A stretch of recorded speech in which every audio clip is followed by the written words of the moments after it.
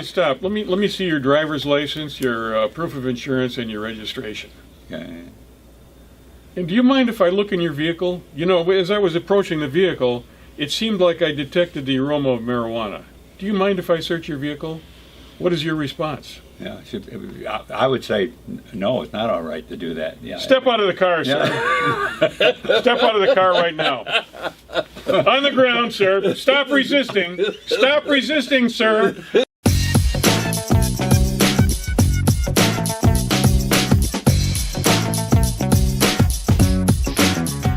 Good morning. Welcome back to Talking Racine. On my left, County Board candidate. Yes. Kenneth Lumpkin. Yes. Mr. George Myers. Good morning. Of infamy at the public comment period in the City Hall, City Council meetings. Mr. Jim Spodek, who nobody knows who this guy is. He produces the whole show, and he's Good. yeah, an all-around gadfly around town. Right. I'm Dr. Ken Jorgen, your host, only because he insisted on me doing it. Tonight we're going to talk about this morning, I'm sorry. I'm never going to get used to that, recording at night and meeting you in the morning. We're going to talk about the Fourth Amendment like we warned you last week. So I'm going to read some stuff here, and hopefully this won't bore the bejesus out of you, but I want to read this. It's a kind of a history of the war on drugs. Now, what's important about the war on drugs is it's very, very intimately involved with your Fourth Amendment rights in the context of today's modern America. All right, here we go. In the late 1800s and early 1900s, cannabis was a commonly used medicinal for a lengthy list of human ailments. In 1918, 30 tons of cannabis were produced in the United States for medicinal purposes, and that was on government farms.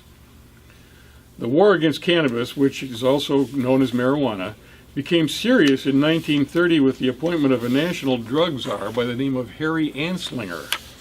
He based his campaign primarily on two completely unsubstantiated claims that marijuana caused insanity and horrendous criminality.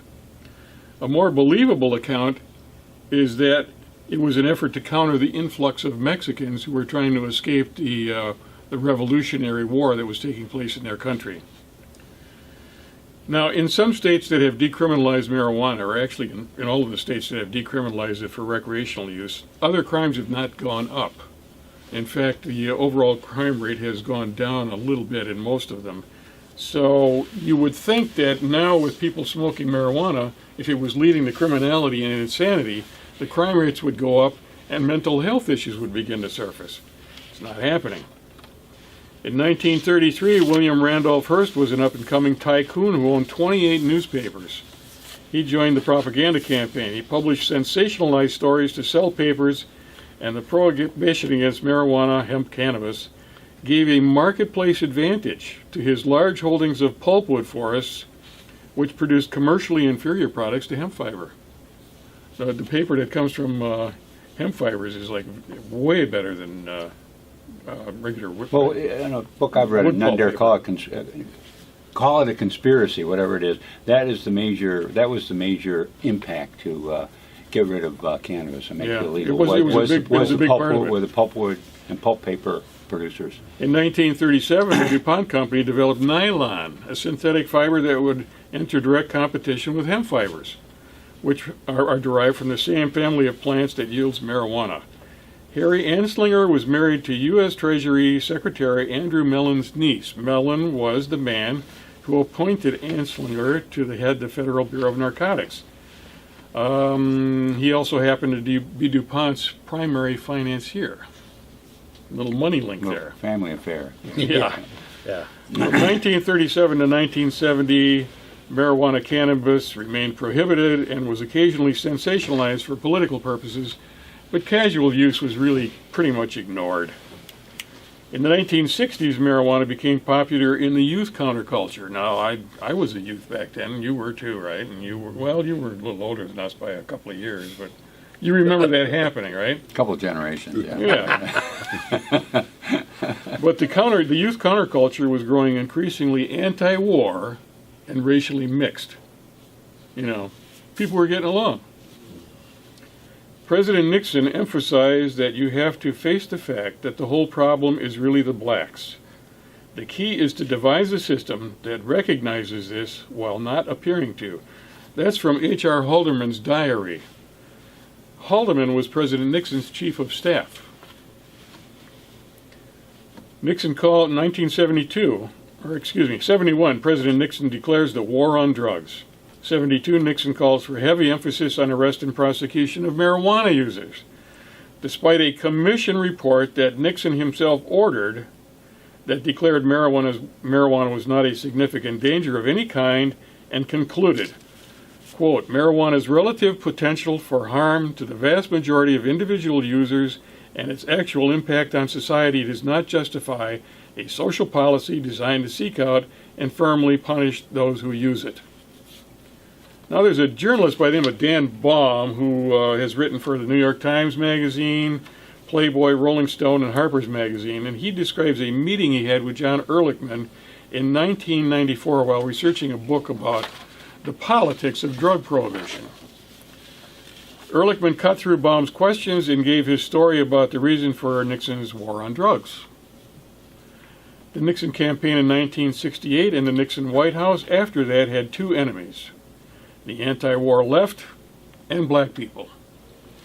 And this is a quote of Ehrlichman's, according to Baum. You understand what I'm saying? We knew we couldn't make it illegal to be either against the war or black.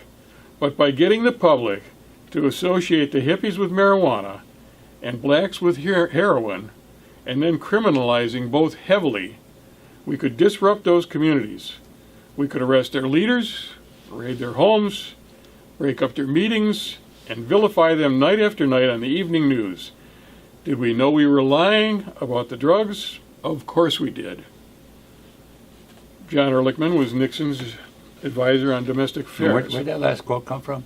From John Ehrlichman. And, was it a book or something?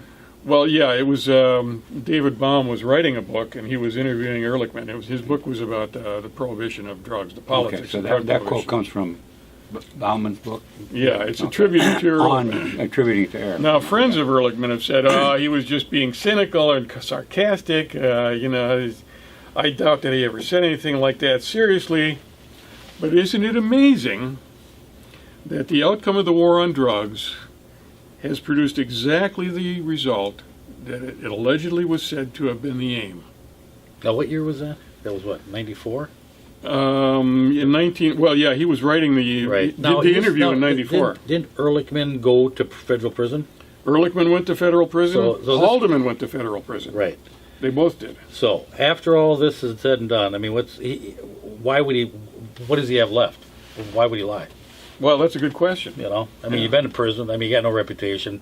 You obviously, your life has basically been for anyone and all to see. So now he's coming. You might say he found Jesus in a way. I mean, it's funny. I think Jesus hangs around in prison because a lot of people find him there. But I'm just saying. I mean, there's nothing to hold this guy back from telling the truth. No. I mean, he has no reason to. Right. Yeah. So in fact, he was embittered by the fact that Nixon didn't pardon him. So this might have been his way of like, right. This is what happened. Yeah, and of course we all know about Nixon.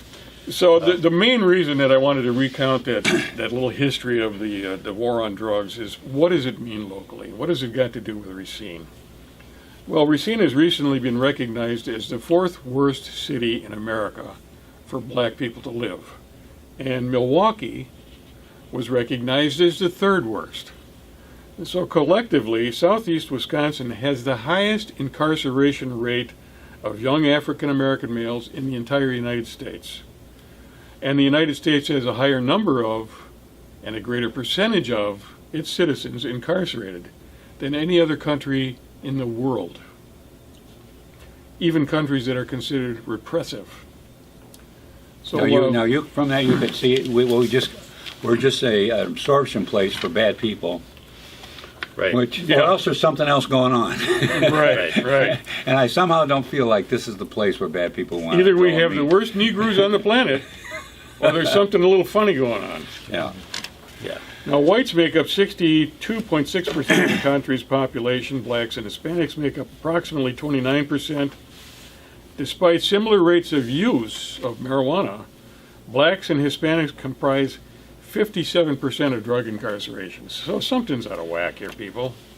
What they're saying there is black people don't use drugs more often than white people do. They both use it about the Right. same percentages. And crime is Yeah, no but more you have more people than today of than it color was in the going 70s. into jails. Yeah, I mean, our Yeah, statistics much higher prove percentage-wise. Yeah, that you don't have as you have the same amount of crime that you had in the 70s as you have today, but our incarceration rate has just skyrocketed. Yeah. And you can allege to the fact that we built a jail, and we built a jail to make money. Right. It had become a money-making enterprise. In Yeah. addition to that, it's understood easily that the sentencing of minorities they are sentenced to prison for like marijuana Lesser crimes. and low-level drugs. And we agree that Right. that marijuana is a low-level drug. I was just thinking, when I was a child, they used to call it Mary Jane. Yeah. And Ray Charles was probably the only one that I knew. It was expressed that used drugs. But getting back to the point, we know that the sentencing of African Americans, especially, is higher than that of whites for the same drug. You know, a white can be using cocaine, pure cocaine, good what they call good cocaine. The good stuff. Yeah, and they sentence might be, 30, 40, 50%. Well, there's less. a big disparity between powder cocaine and crack cocaine. Right. It's the same drug. Yeah. It's just a different form, but it's the same drug. Right. But what you're saying is two people doing the same thing. If you're white, you get a lesser sentence than a black person. Is that what Right. you're saying? Yeah. Okay. Well, marijuana arrests in 1972, 292,179 people. That was after they ramped up the war on drugs already. I mean, before that, there was maybe 100,000 in a year. In the year 2000, 734,695 marijuana arrests. It's hard for me. I mean, I struggle with trying to understand how we have in certain states the legalization of marijuana, and then in other states you can go to prison for years and years and years. That's Yeah. exactly what happened in Wisconsin. Here's and excuse the expression, some white folks that can make a profit off a drug, and if you caught selling what they call a dime bag, nickel bag, or whatever, you can go to prison for years. I know. I just can't Well, comprehend that. your first conviction of THC or marijuana is fairly light, but the second one, they can drop the hammer on you. There's a state marijuana. Well, and there's law. a 3 strikes and you're out Exactly. provision, too, So which is really this has horrific. gotten to the point where we're throwing young kids into prison, jail, for marijuana, and they say, "Oh, we really look at this and we understand it." In Racine, I've been watching it. No, you don't. You actually will put people in jail for marijuana, and it's just plain wrong what's going on here. They've built a machine in the city of Racine. You do not get the numbers you get here by accident. This is a money-making machine, and it was built, and it was, sorry to say, it was built by the Racine County and the board. When they put that prison in, they ramped it up because they needed to fill that jail, and they needed to fill that because it was costly, and they knew they could make some money, and it was all about making money. And Well, that's let's take a exactly look it. at the canine corps. Well, Ken, go ahead. The drug sniffing dogs. Yeah. Do you have a comment that you wanted to Yeah, follow up on? I just want to say, and what made it even worse is the fact that when they built the jail, I was on the county board then, and we were definitely against it. Myself, Donnie Snow, and another African American that was on the board. When they built the jail, they built it to under the premises that we was going to be having people from other counties housed in our jail, plus what's the one that for people that for Hispanics that Deportation? yeah Oh, what okay. is that ice Ice. yeah, and they was going to have a area Her own little wing. How lovely. right, Yeah. and so that haven't happened. So what in briefings in the morning of the sheriff department, what do you think that the sheriff is saying? You know, That's a good question. I don't want to speculate on that. 'Cause- You have to up the numbers. Yeah. You know, Ken, because we short over We here. have So- fantastic numbers in Racine County. I mean, if you Yeah. get an award for if you made widgets, Racine County would win, because if you had to incarcerate persons in Racine County, listen, they have a machine built to put them Yeah, through. I One of agree. the things I just want to step up on one of the things I want to get a little discussion on it is this. Our district attorney now is going to be able to hire apparently some more district attorneys. I mean, we look at this like more incarceration. We don't look at how do we relieve this incarceration, or how do we look at situations in Racine County. We look at how we can how do we move more people into that prison or that jail. And one of them Well, is, if you're a district attorney, I guess that's considered production, an Well, increase in production. and this whole, support the badge, this marketing campaign for support the badge, that's a whole nother one. I mean, they're an employee. They've isolated themselves. Now, I've been watching a lot of this. I've been doing a lot of research on Racine County, particularly. There's another one in Oklahoma. And they both have the same things that are happening. You go to court, you get a public defender who's got a stack of cases like this, don't even know who they're representing, and they do a plea bargain. It's a plea bargain, back and forth, back and forth. Has the warrants been checked? Now we can get into all the warrants and the Fourth Amendment. All that. Has all that been checked? No, none of that's been checked. I truly believe that this machine, and I may go out on a limb here a little bit, but I believe that these warrants are not being properly issued. I believe that if you go back in these cases and really look at it, that warrants are not properly handled. They're convicting people on faulty information. The judges sit there just like a robed bump. You understand what's happening to you, sir, and you're not being, Yeah, I'm getting screwed. That's what I understand. But they don't know. Yeah. Back when that was being considered about expanding the jail, I remember I was working with Ken Yes. Hall with the Taxpayers Association too, because the problem they were claiming was that the jail was overfilled. And we were saying, no, it's not overfilled, it's just overused. You're Right. putting too many people in jail, ease up a little bit, ramp it down to where you're treating people the way the rest of the You got country does, bracelets. and you didn't need that new jail. Right. And then they put up the jail and they had all kinds of vacant space in there. Then they said, okay, well, they can do two things now. They can of course convict more people now, but the other thing is they were renting it out to other counties and places that were overfilled also. So I remember that argument going on, and that was, I was out there with the demonstrations too, but it was the Taxpayers Association. Yes. And because we were going to spend all these millions of dollars, we were saying you don't have to spend. You Right. know, it was. Why don't we look useless at money. things differently? We can Yeah. talk. Well, let me read the Fourth Amendment. I can Just get going here. Yeah, I know. Read the Fourth Amendment just to refresh your memory of what it actually is. The right of the people to be secure in their persons, houses, papers, and effects against unreasonable searches and seizures shall not be violated, and no warrants shall issue but upon probable cause, supported by oath or affirmation, and particularly describing the place to be searched and the persons or things to be seized.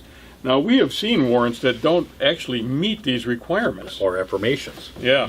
And now we come down to a thing called the no-knock warrant, which is a different animal. Now, this is what a no-knock warrant is all about. A no-knock warrant is a search warrant authorizing police officers to enter certain premises without first knocking and announcing their presence or purpose prior to entering the premises. Such warrants are issued where an entry pursuant to the knock and announce rule, that is, an announcement prior to entry, would lead to the destruction of the objects for which the police are searching, or would compromise the safety of the police or another individual. Now, according to the Department of Justice, although officers need not take affirmative steps to make independent verification of the circumstances already recognized by a magistrate in issuing a no-knock warrant, such a warrant does not entitle officers to disregard reliable information, clearly negating the existence of exigent circumstances when they actually receive such information before execution of the warrant. In other words, you still have to have probable cause, even for a no-knock warrant. And if you find out before you actually execute that warrant that there's no reason for the officers to be concerned about their or about their safety, and there's no reason to believe that evidence or information is going to be destroyed by serving a normal warrant, then they have to serve a normal warrant rather than going the no-knock route.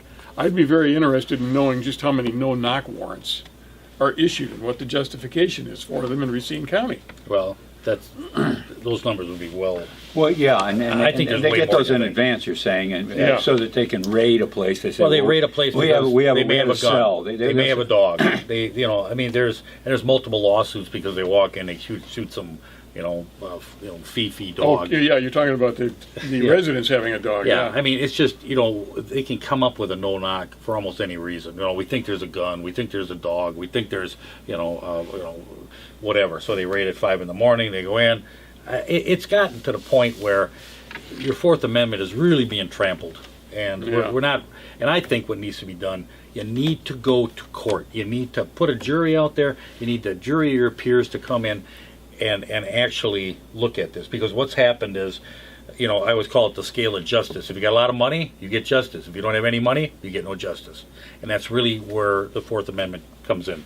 You just don't get justice anymore if you're poor. And unfortunately, a lot of people cannot afford an attorney. That's it. And are not familiar with the mechanics of the Fourth Amendment. Correct. So they just get railroaded into the system. Even to those that, we talk about warrant, that's one thing. But let's just simplify it to a degree. Is like on a Saturday night in my district on Douglas Avenue, we sometimes kind of joke, say it looked like a lit up Christmas tree, where both the county and the local police department actually just stopping people one after another, and they use frivolous excuses for why they stopped them. I have gotten stopped by Mount Pleasant personally, and I asked him why you stopped me. He said, well. I said, was I speeding? What's the deal? He said, it looked like your tail light was out. I said, look like is it still out? He said, oh no, it's okay. Let me see your driver's license, insurance, registration. Right. And that to me is a travesty, because I make no bones. I drive for Lyft, and I was en route to pick up a person. So now you detaining me. I'm possibly going to lose that particular client. For what reason? You just feel like you need to stop me. Right. I would probably say it was because of my complexion, but I don't like to use that as an excuse all the time. Right. But I don't see no other reason. Now follow this scenario, if you will. Yeah.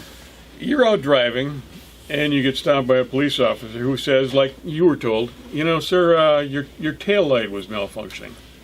Really? Yeah. Or it might be out. He said it might be out. Yeah, it might be. Well, while I have you you stopped, let me see your driver's license, your proof of insurance, and your registration. And do you mind if I look in your vehicle? As I was approaching the vehicle, it seemed like I detected the aroma of marijuana. Do you mind if I search your vehicle? What is your response? Yeah, I would say no. It's not all right to do that. Yeah. Step out of the car, sir. Step out of the car right now. On the ground, sir. Stop resisting. Stop resisting, sir. I don't want to hurt you. Put the handcuffs on. All right, I give up. Yeah. But I mean, you see how those things can evolve. Right. Okay, I think I'm going to bring in a canine and just see if there's a reason to search your car. Well, the fact of the matter is that these canine dogs that are given so much credibility in law enforcement, it turns out that they aren't all that reliable. Justice Souter from the Supreme Court, the United States Supreme Court, he says the infallible dog is a creature of legal fiction. And he cited examples of dogs accepted as reliable by courts that had error rates of up to 38%. Dogs in artificial testing situations return false positives anywhere from 12.5% to 60% of the time. Well, apparently Souter was being generous in his assessment, because there's other Other studies, like here, the Chicago Tribune did one in 2011. Suburban police departments, dogs alert up to 6% of the time incorrectly. 56% of the time incorrectly. Highland, Indiana alerted to 50 students, a dog did. 50 students, only 17 of whom possessed contraband. That's a 66% failure rate. They continuously come 50% or more on failure rates. Yeah. So basically, they're not credible as a. What it is another phony way to search you. Right. It's That's another exactly what it is. And it's bypass. intimidating. The dog used to bypass the Fourth Amendment Well, protection. that's why they call it a warrant on a leash. Oh, yeah. A cop So- already has the authority to stop cars for minor and possibly imagined or invented, like a taillight not working, traffic violations that people routinely commit. If you give him a dog, he can deploy during any stop to justify a search. A dog whose alerts may be imagined or invented or triggered by deliberate or subconscious cues, he now has the ability to search cars at will. And people just say, "Oh, the dog." Yeah, right. Well, Dog alerted. Well, I mean, that's- what if the guy that, say you buy a used car, and the guy that you bought it from, or the previous owner, smoked pot, and he had like a smell of marijuana on his hands when he opened the door? Is that going to alert the dog and then make you a suspect for drug use? I mean, who knows? Well, why don't we That's get into crazy. what is probable cause and reasonable suspicion? Well, when you're out in the streets like that, it's a little bit different. In fact, I read that earlier. The major exception to the probable cause requirement for vehicle searches is consent. Most vehicle searches don't occur because police have probable cause. But I mean, if the dog says, or the policeman says, well, the dog alerted, what are you going to say? Well, me or the average citizen? Average citizen, not you. No, you don't have a right to search my vehicle. I mean, that's bottom line. You don't have a right to search my vehicle. I'm still protected under the Fourth Amendment. I mean, and probable cause now is taken into. You can go so many different areas now. What is really probable cause? Now, police cars are equipped with, they can read your license plate when you're around them. I mean, probable cause is what? Well, I know Mrs. Smith takes her kids every morning at 8 a.m. to school because my car comes by and I read their plates. Now, that stuff is stored somewhere. Wait, No. the owner of that vehicle has got an overdue ticket for So now you've seatbelt gathered- violation. Right. Now I know you you've been gathered stopped for a information on seatbelt her. No, violation. you gathered all Now that that information. Right. Over here. Yeah. But I'm just saying, now you gather that information. Now, is that, when you're I think talking I think that's really where the technological society is bypassing the Fourth Amendment on a regular Absolutely basis. they are. And when that thing was written, there were not even phones, telephones. Yeah. Right. If you spoke to someone across any place, you either had to send a letter out or you had to yell at them. And this instantaneous messaging and talking and all that type of stuff wasn't there. And the problem is they're monitoring those calls, they're monitoring those messages. Our government is, and they're storing it, and that's where it gets really risky, and that's where it can get downright dangerous for all this. And we talk privacy rights. I mean, you Google. Well, George had a very cogent remark that you were reading before we went on the air here, and it was about the government privacy and The Fourth Amendment is clear. We should be secure in our persons, houses, papers, and effects, and all warrants must have probable cause. Today, the government operates largely in secret, while seeking to know everything about our private lives, without probable cause and without a warrant. yeah. So, Now, we've been turn it right hammering on Machinery Row for a year.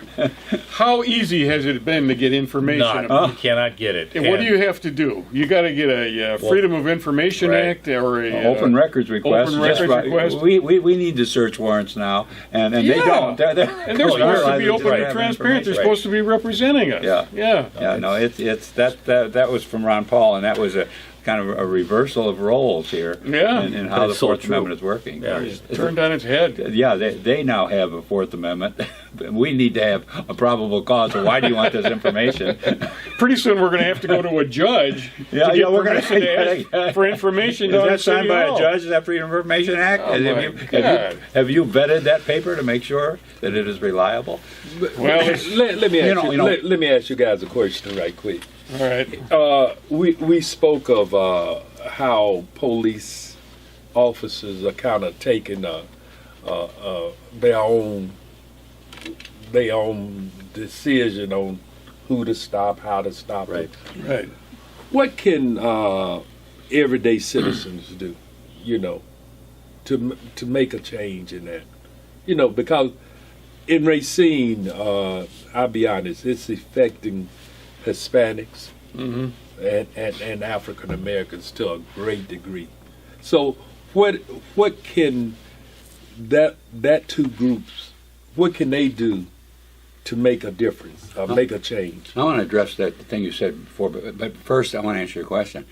And that is that they need to learn about the Constitution. They need to learn what their rights are. People just don't understand Yeah, it. they don't. I still hear people say, in this regard to the Fifth Amendment, that you have nothing to be afraid of if you're innocent. What are you trying to hide? Right. And that is simply not the truth. I mean, there's so many laws, so many rules and regulations. If they get enough information about you, and we said this on a prior program, or I did anyway, that there will be a law that they can find that you broke that can put you in jail. So there is a reason to claim the Fifth, even though you think you're totally innocent. Yeah. Now, when it comes to the Fourth Amendment, it's the same thing. We need to learn it. And I remember many years ago when I was learning about it, I was challenging the police. I remember I asked, "What's your authority for stopping me?" And he goes, "This right here," pointing at his bag. Yeah. and I took it to court, and I went to jail. Not to jail. I went to court, and they threw it out, and because they didn't want to give me my trial that I was demanding. So it was like, Been a rebel a long time. Jim. yeah. This goes back. Well, a long but the time, bottom many line is democracy is a participatory Yeah, that's exactly sport. right. You I mean, really- And sometimes it's not it's a not spectator pretty. sport. Yeah. That's Yeah. right, and you need to stand up. Right. And, Jefferson was one that said that the blood of tyrants the tree of liberty is fed by the blood of tyrants, and there must be a war for about every 20 years. He said that's the nature of It is. freedom. You got to be constantly fighting for it. I don't think it has to be a bloody war, but you better learn about it. And there's one other thing I want to say with regards to you say how it's affecting the Hispanics and the black community. There's this thing about going to jail. It's not a place where you go and think about things and improve your life. In fact, it's been statistically shown that it has become like a university for learning about crime from other people in that jail. And when you come out, you actually become a better criminal. And we may be digging a huge hole for ourselves, where we're sending so many people to jail. They get in there into this environment, and they come out resentful. They come out feeling separate from the society. They come out more apt to promote criminals, and their connections are now other criminals. So I think that this thing where we're the third or the worst, fourth worst city in the country, and this section is the worst in the country, we may be really digging ourselves We are. into a I deep totally hole, we are. unknowingly and unwittingly. And that's what I wanted to say is that you see it affecting these communities, particularly of the Hispanic, you said, and the black people, and it could be that's what the result is of putting all these people in jail. It's not helping. And we have an obligation as a community to assure all the residents of a community that they're going to be treated fair. I agree. Absolutely. And I think that's the key to it. There's so much talk about supporting the blue. Absolutely. I agree. with That it have been demonized the other part of our population that we We're need separating. when we talking, we're not talking about how can we get them jobs at Foxconn? How can we get them jobs at Amazon? We talking about how can we put them in jail. We're not Right. thinking about, they said, I remember when I was younger, they used to say that jail is for rehabilitation. No. That's No, what that's not penitentiary true. we came That's from. The penance. You said you were supposed to think, and it Yeah. works the You opposite. now jail, and Hell, Yeah, I mean, jail's a business. It's punitive. Right. It's Yeah. a business now. That's right. It's And Racine people County don't has a learn that business. way. And People how are not many animals. people- They yeah. don't learn by the end of a whip. You know, Yeah, they learn by exactly. imitating. You know, Right. they learn Give them by an watching opportunity. other people. Right. I mean, we have there are criminals. There are bad people. I Oh understand. yeah, there's some bad dudes. Very out there, yeah. very bad. We need police, and yeah, I understand all that. But we've got a whole segment here that we have now multiplied to the point now that, and we have marketed the fact that they're bad, and these urban areas are so overrun with criminals that we've got to put them in jail. What else can we do? And so now we don't look at this as a rehabilitation or what is really the cause root of these problems. We look at let's incarcerate more, let's hire some more prosecutors, let's increase this. Yeah. Racine County has been almost the best in the country. on my way over here, I was listening to the Chicago news station, and one of the things that they was talking about is for low-level crime, actually not putting people in jail, and how that have inspired the economy. They saving money. Annual expenditure is in the U.S. just on the war on drugs? Take a guess. Take a wild guess. It's in the billions. I know 50 billion was the last one I $50 heard. billion. Yeah, that's the last $50 one I billion heard. dollars every year is spent on the war It's on an amazing drugs. amount of money. And a large part of it is cannabis, which has been shown to be something that shouldn't even be illegal. Right. And so, you know, what can be done? I'm proud of the fact that we're discussing this stuff on Talking Racine. I hope that a lot of people out there take the hint, go and study the Constitution, go and study the legal process. You know, prepare yourself, because particularly if you're black or Hispanic, you might need to know these things. Yeah. You know, I mean, it's a little more random for us white guys. But, you know, going back again, I think people have to get out of their mind some kind of way, and I'm talking about whites now, Mm-hmm. that blacks and Hispanics do not commit as many crimes as they are jailed for. Before we I'll close shut up out, now. I'll let Dr. what finish it up. was the topic that you guys were talking about that we wanted to give as a preview for the next episode? Do you guys remember? Well, you know, we did a little research, and obviously we have a relatively new mayor, Corey Mason, and his wife is the municipal yes. judge. Right. Yeah. Turns you- out there's a conflict of interest. Well, there, right? there's a state There's a real statute problem, that yeah, says, you know, well, what do you problem with gotta the law here, folks. Yeah. But nobody's looking at this law. Yeah, and we're not going to put them in jail. Don't worry about it. Well, Talking Racine is going to take a look at it, and that's going to be the topic of discussion next week. Right. And we will see you next Monday. Thank you for being here.